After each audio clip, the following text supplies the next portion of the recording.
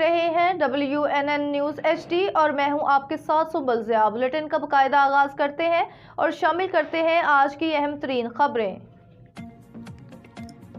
गुजरांवाला से खबर शामिल करते हैं। मोहम्मद अब्दुल्ला की रिपोर्ट के मुताबिक अंजुमन ताजान बर्तन स्टील और tent hotel where Hafizabad road की हलफ बर्दारी की शानदार तकरीब मुनक्किद की गई, जिसकी सरपरस्ती आला हाजी जनाब मोहम्मद यासीन गुजर और हाजी मोहम्मद अदरीस मीर थे। इजलास में नैयर जमील भट्टी और मारूफ कारोबारी शख्सियत शेख गुलाम हुसैन जज ने भी शिरकत की।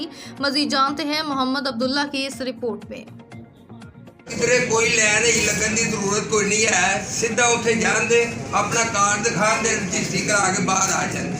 सब तो पहला यह काम किया, उस तो बाद असीं पावड़ा का काउंटर खिलाया। किसी को कोई पावड़ा के मुतलका काम है, कोई एमरजेंसी पावड़ा के दफ्तर चक्कर लाने पैंदे ने, सीओ को मिलना पैंदा, नहीं मिलता। चैंबर के उत्ते असां काउंटर बनाया, हर टाइम हाजिर आ। उत्थे थल्ले सदर बैठा, फोन करवाओ उत्ते जिहड़ा काम होएगा तुहाडा। उस तो बाद असीं पुलिस ट्रैफिक पुलिस का काउंटर खोलिया। किसी के लाइसेंस का कोई इशू है, लाइसेंस बनेगा इंशाअल्लाह ताला। उस तो बाद काफ़ी जेडे होटल ने मैडिकल नहीं लैबार्टरियां उन्होंने भी 50% जो डिस्काउंट करवा रहे हैं।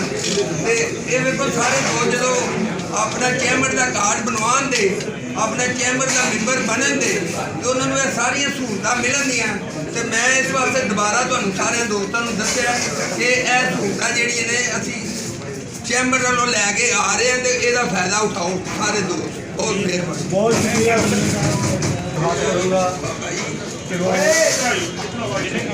हमने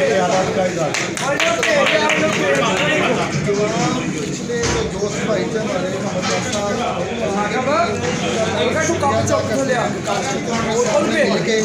दोबारा टीम बनाई है और हमारे मेहमान आफ्ताब साहब, बिल्लू भट्टी साहब, उस्मान गमो साहब, उस्मान के भाई इमरान गमो साहब का शुक्रिया। इंशाअल्लाह जो भी आपसे ताउन हो सका इंशाअल्लाह आपके साथ रहेंगे, इंशाअल्लाह सबको साथ लेके चलेंगे।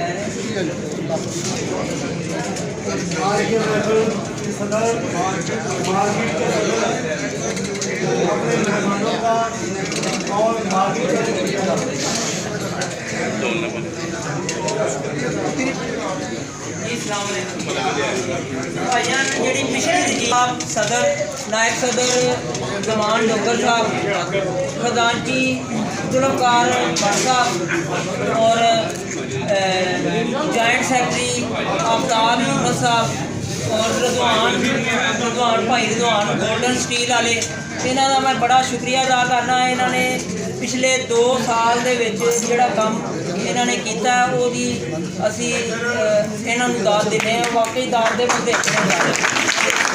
बाकी सारे दोस्त भाई आपस एक फैमिली की तरह वा। जिस तरह सारे एक मार्केट के रहते हैं, साड़ी मार्केट के कभी किसी की कोई अदावत नहीं हुई।